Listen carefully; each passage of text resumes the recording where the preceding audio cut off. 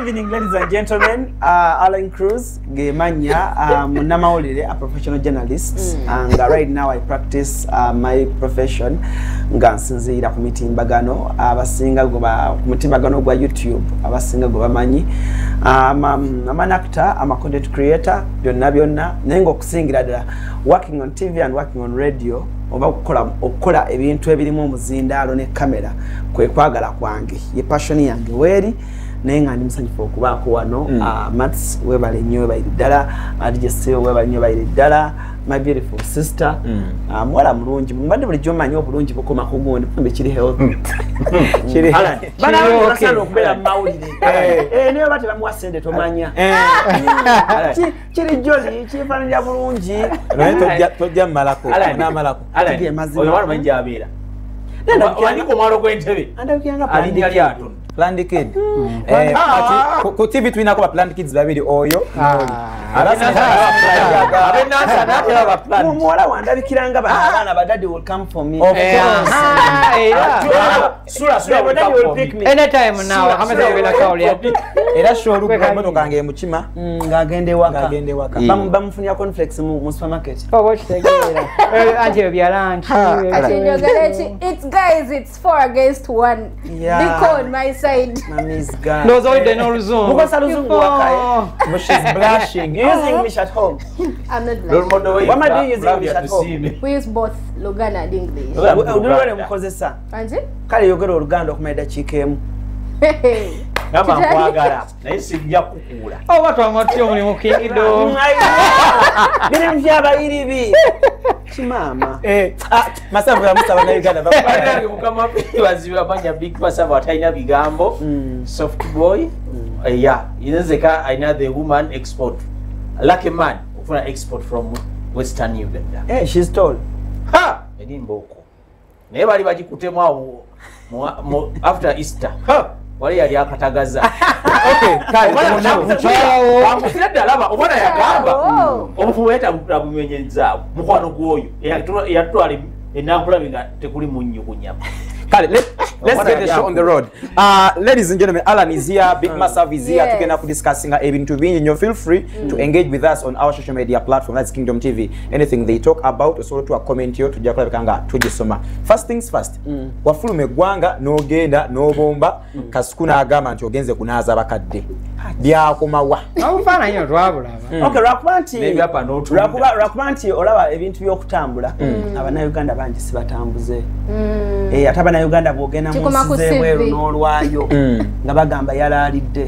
But tofa byamaja funa mukisa atambuleko. Ogenda kera na nomalayo emyezi 2. Tekitegeeza nti omuntu alaalidde. Oba weewaddemukko ka vacation akalungi. Okay. Kati mati togenda ku mukyalo wammwe. Ngenda yokko. Ne Zanzibar ntero gende ngomaka gugwako. So kati international. Etegeeza obuzaalibwo buli Zanzibar buli London. Sincerely speaking, nyumira nnyo okutambula. Nyumira nnyo okutambula. One of the things byensinga okwagala mu nsi kwe kubanga akatabo kange kalimu visas. Kati ate bwe ntambula. Ngale kikoma ku CV, I love traveling. Nyumira nnyo okutambula like nengende wantu oba nengende Netherlands. Ngo Sudani ne bakumamu Sudani wammwe. Oba obuse gwanga. Upcoming travelers. Nedda sebo. Oyo tayita kati oyo n'akatabo takalina je kali sebo aka saving kali akakadde aka saving kali ke bajja wamata ina kali akaneve buluke bajjawo aka saving je kali so officially you've cleared the air oyagala nnyo okutambula siralirangako I love Uganda but when diba wagenda ate teri alingana sira bwe kirwa kituuse nga kyekyo ayigo tebana kulenga ku patrol okubayo ku bifaananyi nogaba nange bandi nasimula jenga akoze seri wali anti gundi waneno emisambya awo ekiwanvu ekyo bannange bankubye katiduka bageka wimpo luva wano kati live gye mwakola gye nalaba you know eyokunaaza abakadde it was just a comic live it was just a comedy live just ko live eyo kale nemwe mwonye mingi direke yaza backfire eno kale katugende swetoza miramu ajaffe mushonga bwetambula tujja batubusulamu mpola you know mpola kamuko nako ngamba wano comments nja kulabika nga nzifuna twagala okutumya lwaki abayimbi baffe aba gospel an influencer ate era oli mulokole by the way because abantu tebakimanyi osabirawo nze ne TV gye nasooka okukolako yali ya Musumba nedda osabirawo ani ate wabugembe nkubuzeewo anti wali babugembe babiri wali obugembe Serebu wali ono Musumba nedda kati osabira wa Musumba omuyimbi ndi wa Pastor Bugembe ewa muyimbi wa Musumba nedda bali babiri anti ndi wa Pastor tulina babiri tulina oli wakati katukomewo Musumba wange muleke so omulama gwe tulina olunaku olwayo twagala okumanya lwaki abayimbi baffe aba gospel beegomba nnyo industry yammwe eri industry y'abensi ate bwe bagendayo n'ensi ebawa that warm welcome ebawa hugs nebasika lwaki kiri bwe kityo cause I believe bono babaddemu mostly abayiseewo ko ne bakuba ne bayitinga mainstream ne bana abakyala alidde they are your friends ne ba legends obabaddemu abasaze obabaddemu n'abanywamu ka drink ekiro obabaddemu byonna obimanyi what causes that for starters njagala kunnyonnyola omulabi atulaba wano olunaku olwaleero nti oli ayinza okuba agamba Alan Cruz gospel industry enagimanyi kyenkanawa wali omusajja wange bamuyita Paul Seller Paul Seller omumanyi kati Paul Seller oyo y'omu kuba those are the guys that introduced me into the media Paul Seller ali awo kutoka awo bali ku Kampala but he was a young boy also naye nasooka kumanya nnyo abayimbi ba gospel n'engeri gye operatingamu then bwe ngenda ku kibuuzo kyo tutunuulire nnyo before nga temunnajajinga bayimbi bano lwaki beegomba nnyo side eri era bwe bajja naffe tuwuliriza ekintu ekiyitibwa music singa abantu bagiyiga nti business kigenda kwagaza abantu bangi side ya gospel sigamba nti tebagitegedde nja tandikira ku waliwo omuvubuka wange gwenjagala ennyo namulaba nga yatandika nga tiktoker ng'akola content waffe akola content wa pranking that's Emirates Emirates yatandika nga tiktoker nga pranking abana ku gundi ku tiktok nafuna omukisa ule nakyazaako Emirates yali nga akyakola gundi nambuuza Alan njagala tandika kuyimba I think yaita na releasing if I'm not mistaken yaita na releasing aluyimba yadde n'olumu if I'm not mistaken nemuga oyagala yimba style ki nangamba I want to go gospel nampa background ye eya gospel ya naye njagala kugamba nti oyinza okuba nga weebuuza oba lwaki maybe kimwanguyidde okuyitawo wali mu nsi abantu bangi balina information gye beetaaga ompulira balina information gye beetaaga naye oba oli awo abamu basosola nti muyina abalina ogibawa tulina betwamanyiza amaaso like omuyimbi wa gospel singa ntegeka ekivvulu nanga Alan Cruz omuyimbi wa gospel najja nnyimbirako bajja mugamba nti wagenze n'oyimbirako ab'ensi abeera compromising onfuna so nga ate ne b'oyita ab'ensi bakkiriza abamu abali mu kyaki bambadde obukookolo naye nga munda balala kyaki ejjula onfuna kyaki ejjula kyaki n'ebooga naye nga otunuulira okuva ku musumba byayogera ne bya preachinga like nga wobiwuliriza osaasira n'abatudde ne bakola ki abatudde nga bawuliriza onfuna naye ate abo tebajajingibwa era bo batwalibwa nti baffe naye it's biblical touching on the anointed ones it's biblical it's not that bebakyeteekawo thank you kakati lwaki tubaaniriza I'll give you an example nze ng'omuntu mu mmotoka yange I play gospel music abatuddeko mu mmotoka yange bakimanyi nze nyinza okuba nsobola okumanya oluyimba olugenda okuhitinga nga matisa akulya gospel TV station tannalumanya nendukola challenge genda okutunuulira ku gundi ku TikTok abaana abakoze zindi ndi mulokole abaana abakoze nimba segment yachadde genda otunuulire onfuna mpaayo njagala nkuwa ekyokugezesa sincerely speaking mpaayo video y'omusumba ng'olimba terukubye ng'omusumba oyo ali mu kugamba abantu muluwulirize Uncle Deus ku birthday ya Bishop zinirawo Uncle Deus omanyi tutambule empola Uncle Deus Bishop zinirawo tutambule empola Uncle Deus muyimbi what you're trying to mean tutambule empola Uncle Deus yakola atya Bishop yazinya muyimba Uncle Deus ku birthday olimba lwakwata wano mu kisenge olumanyi baluyita bata tuze kusiiza okay no let's get back that is Bishop did something let's get back here what you're trying to mean pastors tebaendosinze baana banene nga batandika kuva kunsasula bwe nayogera kunsasula amenya bwenti there are very few pastors nga abaana bajja mu church ne baperforminga ne basasulibwa banji bwe mbabuuzizzaako abamu bagamba alani mukifuna bubi mwenga ab'ensi omanyi buno kuweereza but njagala obategeeza humbly and I'm giving out this information humbly when nja kwogera ku mikwano gyange kuba tebajja nyiga when Gabi Ntate when the Vixen when Pastor Bugembe Judith Babiri yadetaliiwo abasinga ababamanya bwe bajja mu churches oba olyawo kale kibafeeyamukko ne baasa ebaawo you get but otunulira abo abaana nga ba segmento karokomeza ati tebatana bakusala mujje kusoma mujje okusasulwa akyali okusasulwa uliriza alanizabu amusingo uliriza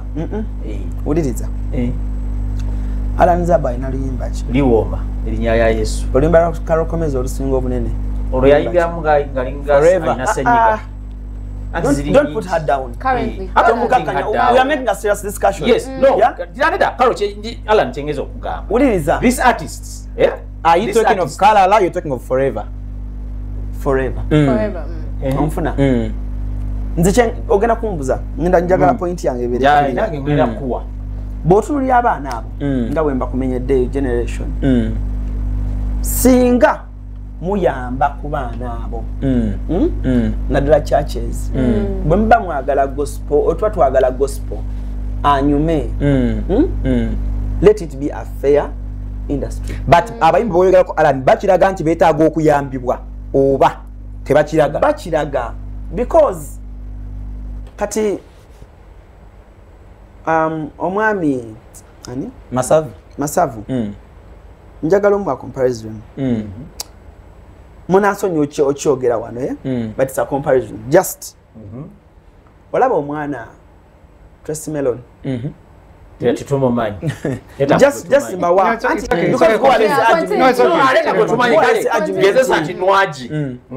omwana no kubanga muto mwaji let's flow natulogena break olaba omwana nga Tracy Melon olaba omwana nga Elijah Kitaka kati njagala olaba omwana nga Segmento Titus Kutesa these are young boys yeah abali mu kujja obuzimu industry in age of musical okitegera naye osobola okutunulira how bali bwe bapeyingiddwa ne bano bwe bapeyingiddwa naye nkwade balina ennyimba ennungi naye nze ndowooza nti side eri nyinza obutafa nnyo ku nsasula yaabwe agundi nyingi ezireeta ekyo ensasula eyo naye neeno kisoboka bwe tuba tugambye nti kale omwana ne bwaba wakujja ku kyaki kwata akakadde okamuwe. Do you know why video ya Titus Kutesa ya training ngalewa ngali kufanero je nga performing bamu akakadde yes bamu akakadde zaneka je yamutwala Alan on Big Masabu bonamba manchara nkuye it was a PR. It is your opinion, okay. Not my opinion. It was your PR ntufu yaliwo. Apostle Grace obanga tumu. Apostle Grace bwaba yasobola okwata akakadde nakuwa omwana na performing bye twetaaga oba it's a PR oba it's a what whatever case it might be it's a good PR. So your point abami basasulwe singa basasulwa bulungi I'll give you an example. Abatakimanyi mu nsi tulinayo group agita Voltage Music. Voltage Music bali bayimbi ba gospel. But Voltage Music bali bayimbi ba gospel. Oshitegera. But there are few small things bye tutunulira nga atugamba nti buweereza. Naye otunulira ddala ng'omwana ajja okuperforminga ku church engatte eddugala and after mbwate branding.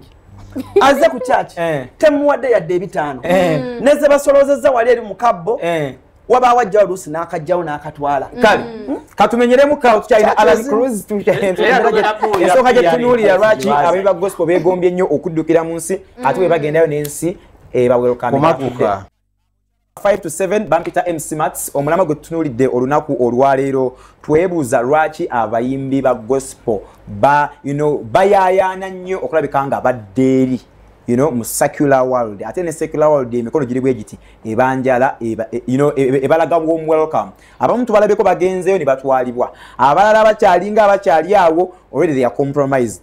Big Masavu Alan Cruz submittings ezimu ku nsonga ze gwenga gwendoza mu dakiika emu njagala kuvaawo ku topic okyogerako ki ekisooka Alan agambye nti the church is not a welcoming place. Ngambye Sam kati kankuwe kino kyebuva ne budda teli mukutu kagube eki Alan njagala ompulirize gulirisinga kupromotinga kintu kya Mukama kusinga mukutu gwa dini ogwo kuba gwafa Christians oba bagana afe bali ab'ekibuli oba abeewa oba aba Old Kampala.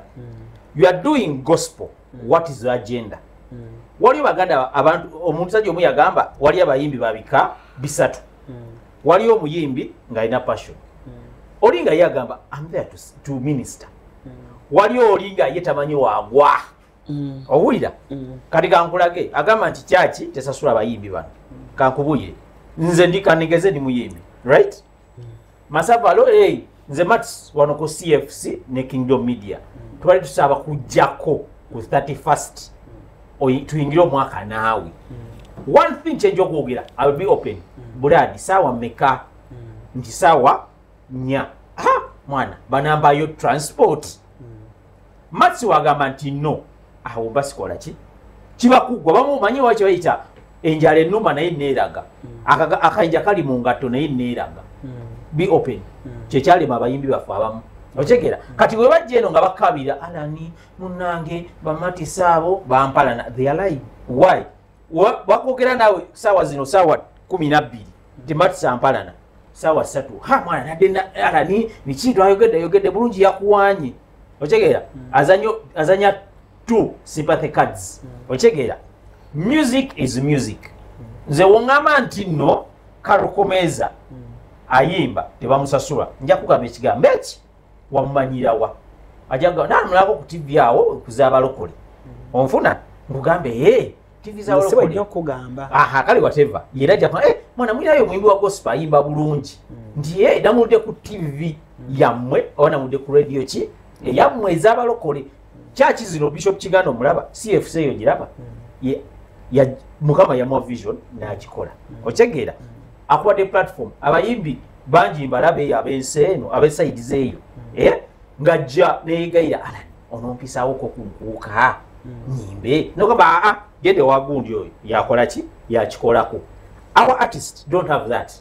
Njaja gambe Mats onajjako nompisa uko ku CFC ku 31st nyimberezeko oba nyimbe tachina yaga kintu aki olimba lukoze eki lukubye kati kangende keno wali omwala I'm sorry to mention this her name Shakira Praise. Shakira Praise is talented. Shakira Praise akyataga. Namulabe wa Meki Wine nga azina tagi. Ayimbe. Ochegera. Neta namanya chicha ayina kukola. Kye kimunnumako. Ochegera. Mu gospel eno giva ne budda. Tulina ekintu waki tutegeera ndongo. So taina mentorship mutuufu ne bwafuna omuntu wa mentoring obulungi she can do better. Si mentorship. Who's driving you? Who's driving you to do that thing? Oja kwagala ogambe nti masabu oyagala mulowoleza. Very good. Bapikerere bano bamubuja munyama. Kiki kye bakuwolereza gwe? Kiki kye bakwagaza obeere? No one can be a superstar for a long. For a short period. Oveewo.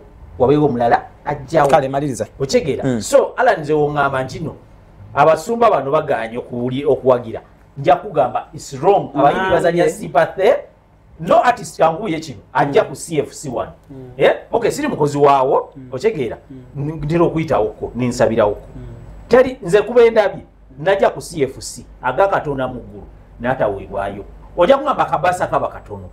Nja kubuuza omuyimbi we eri X wagenda eri mu bbaala bajja mu bamuwameka era ne bamuwamobya ki byakunywa wabula ye brandinga abayimbi baffe bagano katikirako omuyimbi ojja kumula my point ogifunya my point tebadde ku abasumba bano bwoba badde ompuliriza nkugambye mulimu abasumba onkitegedde nompa nogamba example y'omusumba oli nengugamba PR yenjimanyi uliriza mumanyi kubanga Mengo tuli awo Mengo wali ku ddwaliro uliriza tekiri ku omumanyi tekiri ku mwasoma mwenna okitegedde tekiri ku mwenna okitegedde kirizagana either bwetaba nnugu fotwa kirizagana oli yakusukkako oba mwazanya mwenna oba mwalunda oba mwazanya mwenna oba mdulu yakusukkako kyakola saawa zino tokisobola ne PR yazanya mfu now or the promoter. Yes. That's a promoter. Distributor. Distributor. Omani bana batamza ennyimba we batera omuntu atalina PR. Na ye PR akutusizaawa. Elietya. Sympathy yo bye bino. Bamuwambye ali bavule mu 99 ngakyo sense. Tebamukubyeko.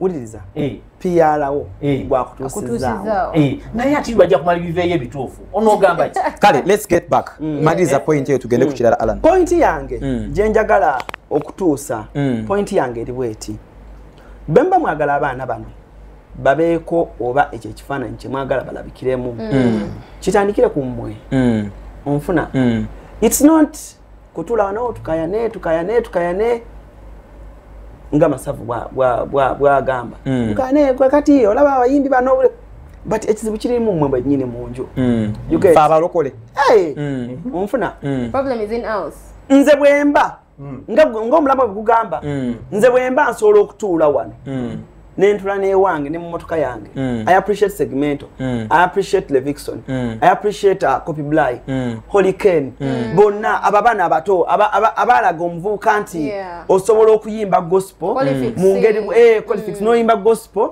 nga oli muvubuka ow'omulembe oguliko nga naye n'otuwa vibe okitegedde naye mu Yesu okitegedde then kati ate bwe tuba tu appreciating abavubuka abo ate masabu naga oyo toyogera you get kati omwana oyo bwakera kumacha najje ewa Cruise n'amuwa emikono nafuna platform n'atandika okubanga ataasa envula kale ate tomorrow Matisi ngaleeta omulamwa ku TV lwaki abayimbi baffe bwe bagenda eri muba appreciatinze bwe bajja eno temuba appreciatinze okitegeera nkufuna mulimu abaana abamu abantu okulidde mu mbeera za njawulo ondaze ka video ka Bentrom ng'akola challenge eyo oluyimba nalabye yes abantu bakomentinga Bentrom ozina otya bwotyo but bano bavubuka abasazeewo okwewaayo bajje bayimbe baweereze Mukama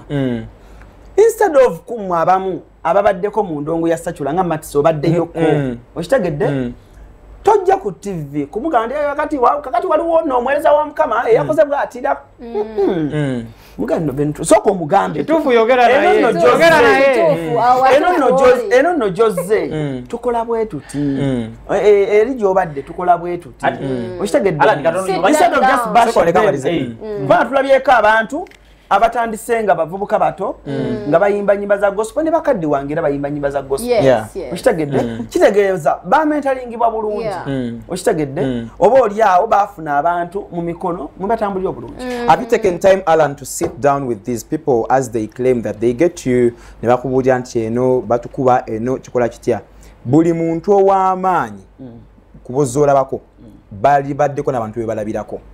Let's take it to the Bible. Bonna abazze bamerukawo babaddeko gwe baali balabirako onalekera munno omunagiro n'agutambuza era buli gwolaba nga kyewaggula tewali kintu kimererezi nga kiri awo gikigenda gye kyagala. We're having gospel artists in this era whereby ajja kuwulira Alien Skin nga yalinga menta Alien atule mu ngoma from nowhere boom atulimba lwa gospel engoma agijewa kitegeeza Alien Skin ye idol we Alien Skin asabirawa simanyi talina wa asabira and Alien Skin is one of the guys publicly agamba nti ye wabajjajja. You get that? So kati omwana wa gospel wagamba nti Alien Skin mu gospel tebatu appreciate nze soko ddeyo ku the drawing board once omwana nazza atambuza atya ebintu ennyimba zaakola alabira ku baani. We grew up admiring those of Judith babiri Judith Deborah baani. You get that? Sawa zino Alan bobeera mu nnyumba yo I'm forgetting your son's name. Nalwala, Haynes Nalwala. Kitufu dala ngali ku kisenge. Ogenda kuba kayimba ka sijja kumenya linya. O sinze Mukama obojja kunya kayimba ka Judith babirye.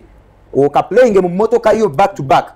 Owulenga omutima guteredde. Niwankwali sente ziriwo. Bana abayimbi bowolereza bogamba abata receiving dwa bulungi mu gospel industry. Ekanisa erimu abasumba.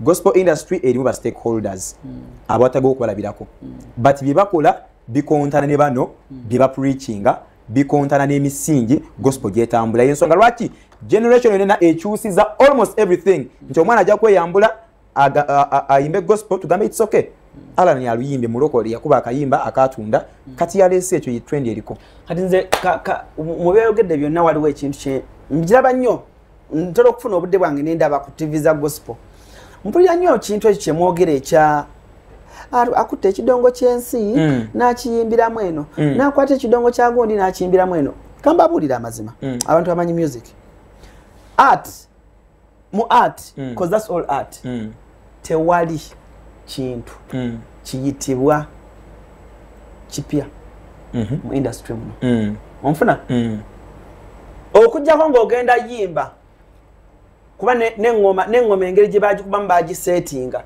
bakusimba bagikuba bwe bati ontegedde buli muntu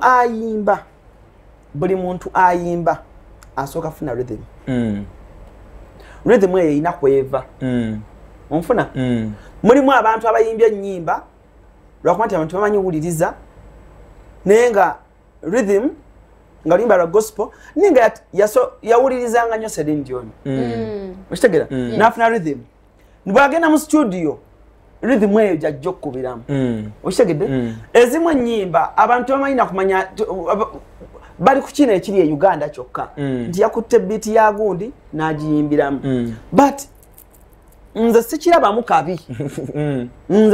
kabi muntu gamba mbuno gundi yakutte beat Alien yayimbiddemu n'agiyimbiramu oluyimba lwakati ate akali Alan yate katono kubanga nja kubuuza ekibuuzo kimu buli church erimu ebivuga buli church erimu ki ekivuga erimu microphone keyboard n'ebisigadde erimu keyboard n'ebisigadde okitegedde nga tuwumba tugezeeko kozesa kale Google Alan wuliriza tugezeeko kozesa Google tugibuuze Google baani abayinventinga otandika okukozesa music instruments era bazinventinga bakuba music kikaaki Alan kankubuuze oli oyefu kubanga uliriza Alan oli oyefule gege notes ze bakubiramu ennyimba oli oyefule gege Alan kyengamba oli wajja nayagala okugegenya oli byayimba oba byakola in the music way kwati wali wano nze ngayita magege okitegeera oli najja nagegenya luti lutalo naletabire ne nogamba oli gegeri oli nega mwemumpalana nze Alani anjagala nonga naye ati Alani sigambye nti akulimba wabula tayagala kugamba kubanga Sinotrack yanjawulo ku Primo webetanga Masafu Mariza oli kuva ku mulamwa kyekugamba olugero ndo ndukuwa Sinotrack Mariza ove kutuve originality ka Primo kikagala okweteeka mabega wachi wa Sinotrack kati gwe ongamba ati no oli mugambyeko nti muganda wange kino kyokoze okopye nnyo oli byonna bye yakoze nawe byokoze ki byokoze obuzeeko kimukwata abaana bazinisa mu pool batulaga ebintu. No, what I'm hearing from what Alan is sharing is out of the abundance of the heart, the mouth speaks. Chilimu Bible. So that means whatever music is going to come from this person, going to move already it is shaped by what they are taking in. You know, Kings of Bay are not taking it now, but then.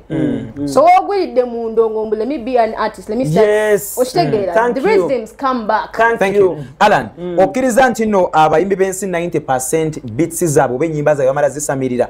Before nga tebana zobelizinga. Nedda. Tekiriyo. Tochikiriza. Tekiriyo nange nkiwakanyizaamu awo. Kale. Okiriza lidako. Sigako ali kusamira.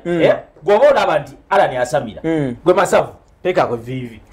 Kugamba. Before these people get these songs, 90% baina je basoko kugenda. I know of artists. 90 ojimanyi. 90 it's almost the entire industry. The entire industry.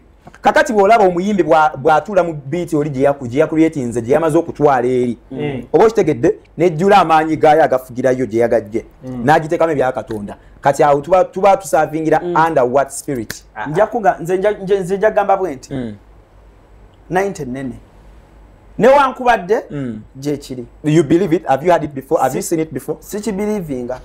Okirabyeko kiwedde believinga kirala. Okikkiriza. Wali okirabyeko kale.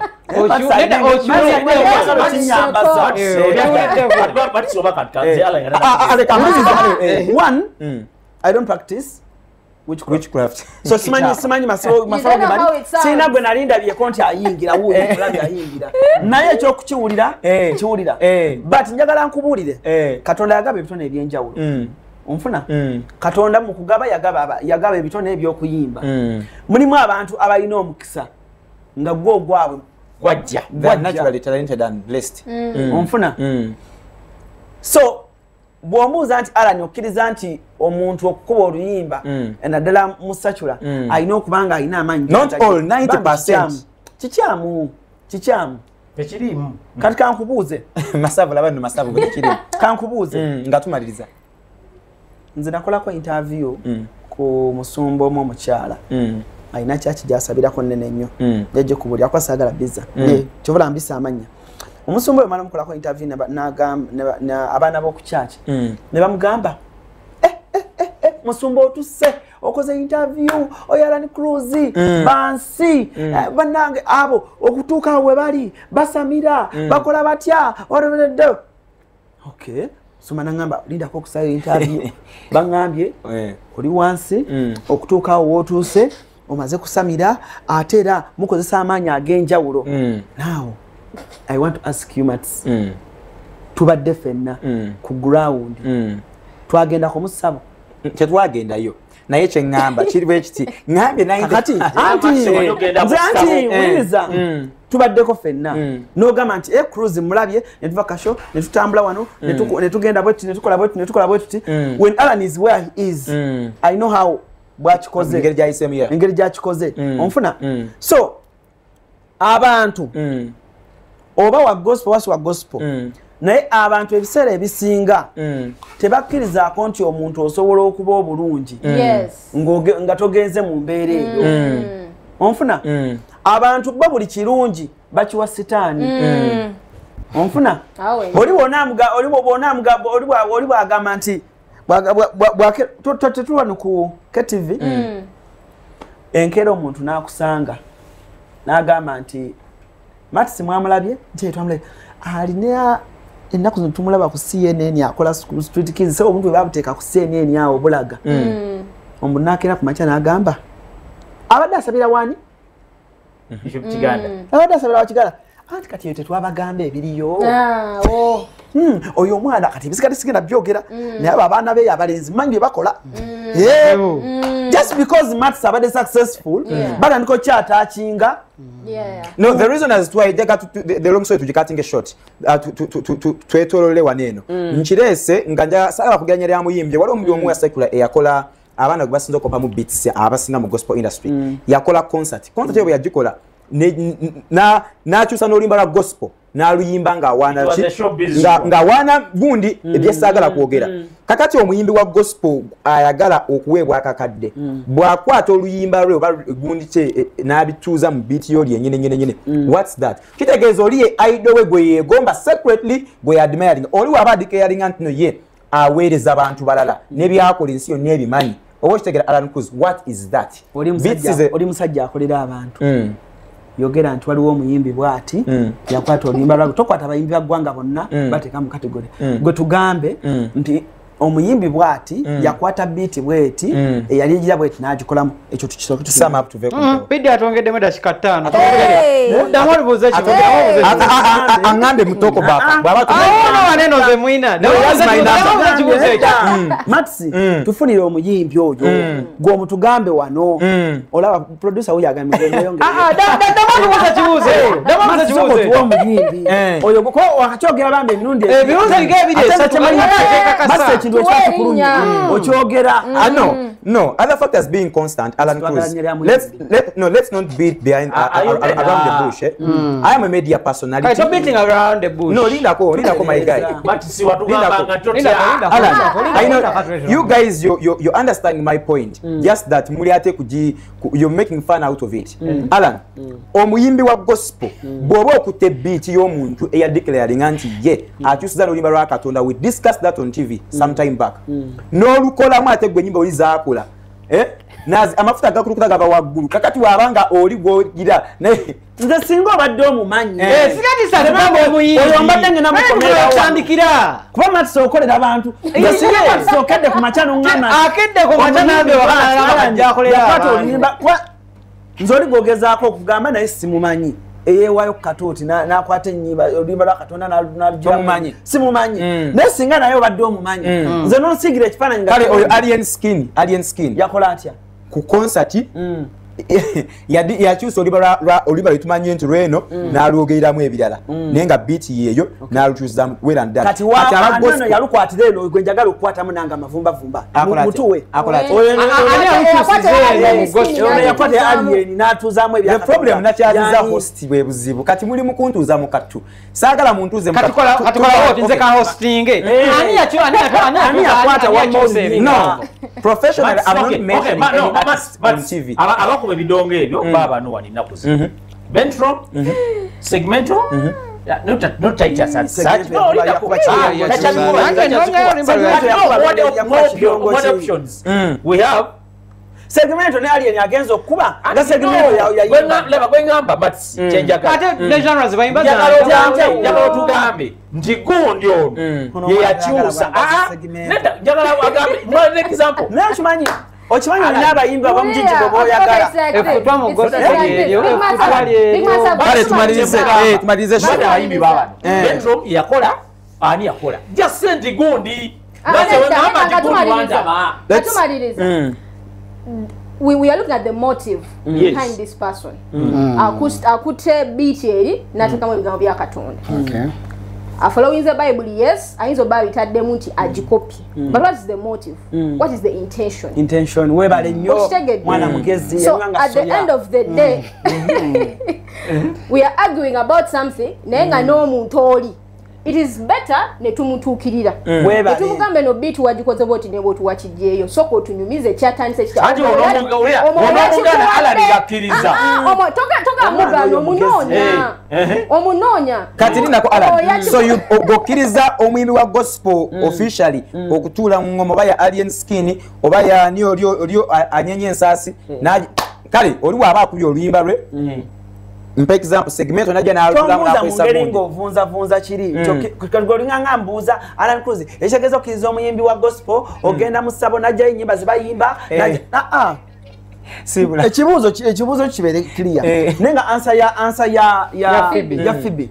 Ebadde ntuufu 100%. We have always reached out to those Anti artists. uliriza bakutuuka. We have reached out to those artists. Otuula, we have asked them. Anti olaba bw'otuula wano nga munnamawulire olowooza omuntu atudde eri atulaba fumiitiriza nga tonnayogera osooka n'ofumiitiriza mu kufumiitiriza funa manya nti bw'aba oli yakikoze bw'atyo ono ng'ayagala okuyimba nga tayagala muddamu na bigambo bikambwe ng'ayagala kukisiza mulimba agambe nti nedda nze ng'ow'obwongo oluyimba lwaffe terufaanana bwe lutyo oluyimba lwaffe tuluyimba bwe tuti aba akoze kabi ki mulimu abantu abali wano abatulaba nga tawuliriza Secular Radio okitegedde naye ng'ono bw'akimukubira bw'atyo oba oli awo kimunyumira nekimuyisa mu mbeera nga nagenzeeko ewuwo oyinza osanga tulina luyimba Judith babiri erolina naye nga sigamba nti muyimbi mubi naye nga mu nyumbayo mulimu Poppy Bly mulimu Hurricane mulimu Levixon mulimu Christopher mulimu like that genre of artists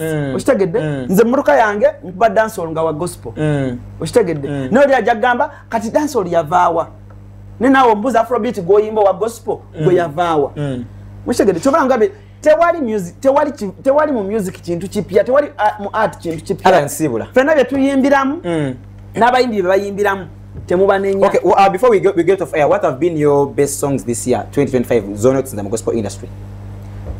Gospel songs yo tewabadde nnyo naye zibadde nnungi ezibaddewo naye singa ombuziza concert.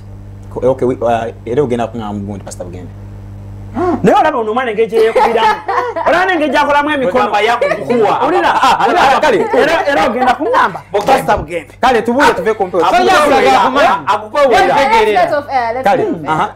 concert kikale concert ya Pastor Bugembe ebadde nnungi nnyo naye ntaate this year no ntaate tuwale this year anti kati yali ya no ngamba abayimbi ntaate abadde mulungi nnyo ntaate yatukwatira bambi Judith babiri namuteerawo mami Judith watabadde uliza naye mubalenzi nja kuwa omwana mulenzi maximum respect ayimba ennyimba bbiri ne Believe Me olugendo lwe lulungi nnyo ne gyalaga mumulinde Collins omwana ayimba bulungi Emirates kale scanning at QR code eri ku screen right now bodi scanning ogenda kufuna details ezikwata ku National Prayer Day the directions ogenda kufuna invitations ngende ogenda kufuna bekanga obitegeera malidadi sana bade MC Max Phoebe Molonde Maxwell DJ Big Massive and Alan Cruz blessed us this evening tukwatagane olunaku orange